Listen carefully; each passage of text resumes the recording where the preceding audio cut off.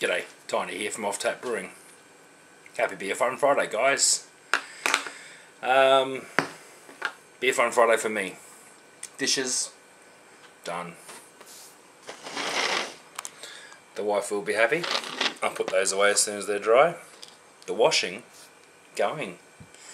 I think that's the first load over. I've got to put that in the basket and put probably 2 more loads in. And I am squeaky clean.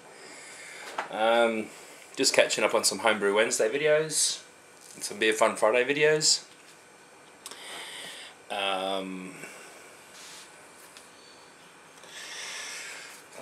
Today I'm drinking beer. Strange, you may think that's very strange, but I'm drinking beer that I kegged yesterday. Now I've got 3 kegs in the kegerator. I finally upgraded my gas spine to accommodate 3 kegs. Still only have the 2 taps on there, but I can sort of be back charging one as the other 2 are dispensing, which is perfectly cool for me. Perfectly cool. But 2 of the beers, I'll grab them, I'll show you. 2 of the beers that I kegged yesterday. Oh, the 3 beers that I kegged yesterday. One was a Kid in Kilo. What can you say about a Kid in Kilo? It tastes like a Kid in Kilo. I haven't had one for quite a while. The other one was a Saison by name only, and this one I added some EKG and just a little bit of Crystal 60, just to bring the colour up. This is a bit of an experiment, just to get a bit of a golden colour there. The other is my Dark IPA. Dark IPA. Very apt name for it. I used my dark grains for the first time. I'm not one for stouts or anything, so I never really buy them. I bought them mainly because the wife, she wanted to do a stout, and she's been talking with Puka and Justin Elder on stouts. So she's got her recipe that hopefully she'll be doing soon. Because the sooner you brew a beer, the sooner you can get it on the ferment, and the sooner you can be drinking that bad boy. Okay, let's get a pour on this. I've already had one. It was only half a glass, so I thought I'd wait until this one was carbonated in the bottle. Like that. Beautiful. Now I just carbonated with the carbonating caps. This is just excess beer from the kegging process. Obviously when you ferment and you do sometimes my batches would be 25 litres, sometimes they're 23 litres. When you're all graining, you can do what you want, but I find it a lot more convenient to have these caps and these bottles just to put in the fridge. Just your excess, you're not wasting. Who wants wasted, or who wants a keg full of 3 litres when you can just have 2 of these bad boys? Makes sense.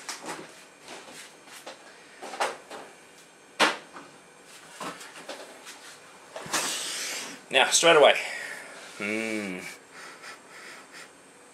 Cascade, Simcoe, dry hopped with Citra.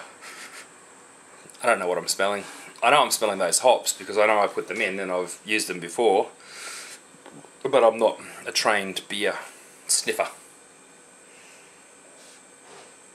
It smells fruity. It smells like a fruit salad.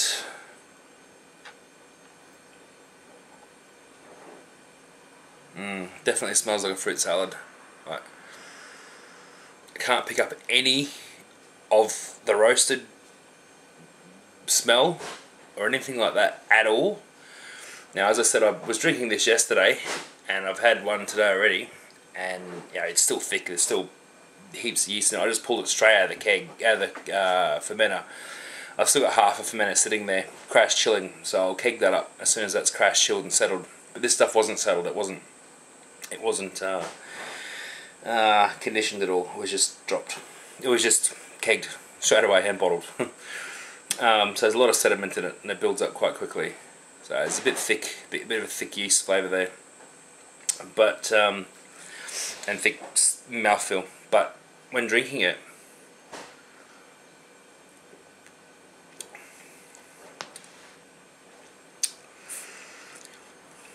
Simcoe, Citra, Simcoe Cascade, like mainly. Very fresh. Like I said, the mouth feels a bit up the shit now because it's still fresh, man. I just pulled this out of the fermenter at 18 degrees yesterday, so it's still fresh as yesterday. But very little, minute to no roasted notes coming through on there. Maybe after, I don't know what you'd call it, first or second stage drinking. You know, you got your first, second stage, third, fourth stage fermenting. Let's call that with drinking as well.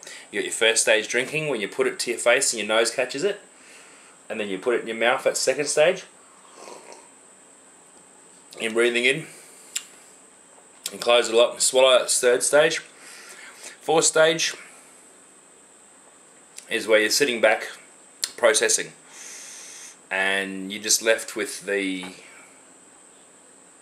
residual sort of flavors, and that's where the roasted notes sort of come through, but very, very minute. Like if this was exactly the same except a different color, I would just pick that as bitterness. Like, it's more bitterness up towards the front of the mouth. Like, it's a not all the way back on the back of the tongue bitterness. It's a different sort of bitterness. It's a bit more forward, but it's there. And I know it's roasted, so I can put that to it. But you know, if it was an orange color, you'd just say that was bitterness. So hopefully, when this conditions a bit in the bottle, in the keg, in the bottles, whatever, it'll balance out beautifully. Like, it's got potential and high volume alcohol. I think it's pushing past the mid-7s,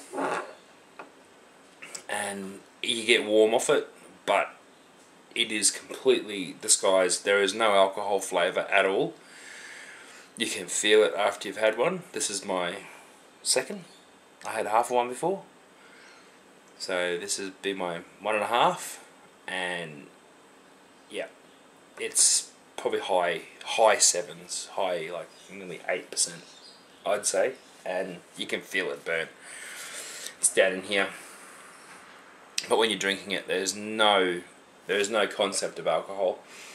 There's no smell of alcohol.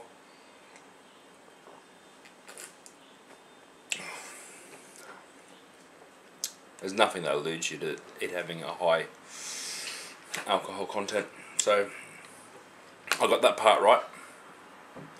Masking the alcohol, which is what I wanted to do.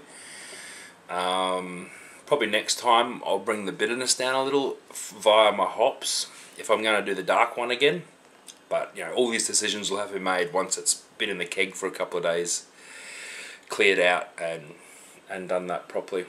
But yeah, all in all, I am absolutely stoked, and I've got some advice for you guys out there.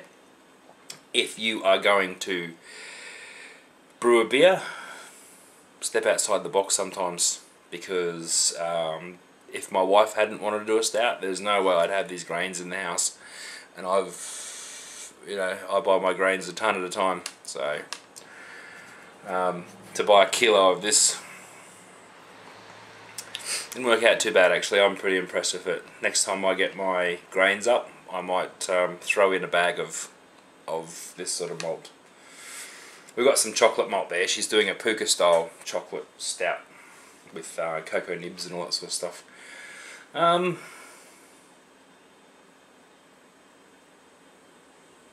Yeah, Friday. The dishes are done. 2 fermenters and a keg, which I'll show you.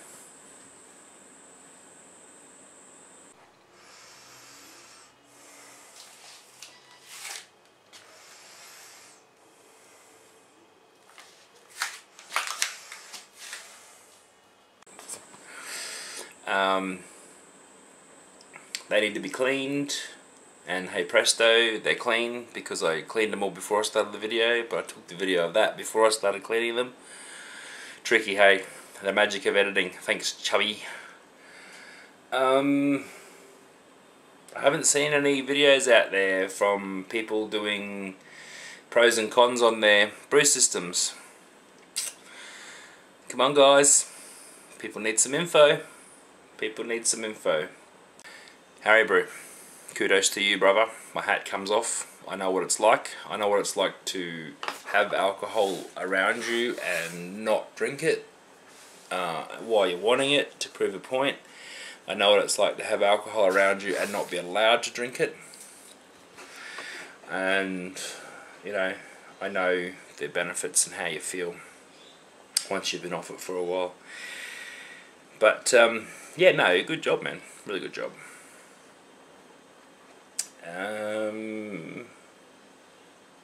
That's about it for Beer on Friday. I'm going to sit back and put some dishes away and hang some washing out. Put some more washing in. Soak my kegs, soak my fermenters and all that sort of stuff. Edit this video, put it up of course, so you guys get it today. And yeah, happy Beer on Friday guys. Remember, step outside the box because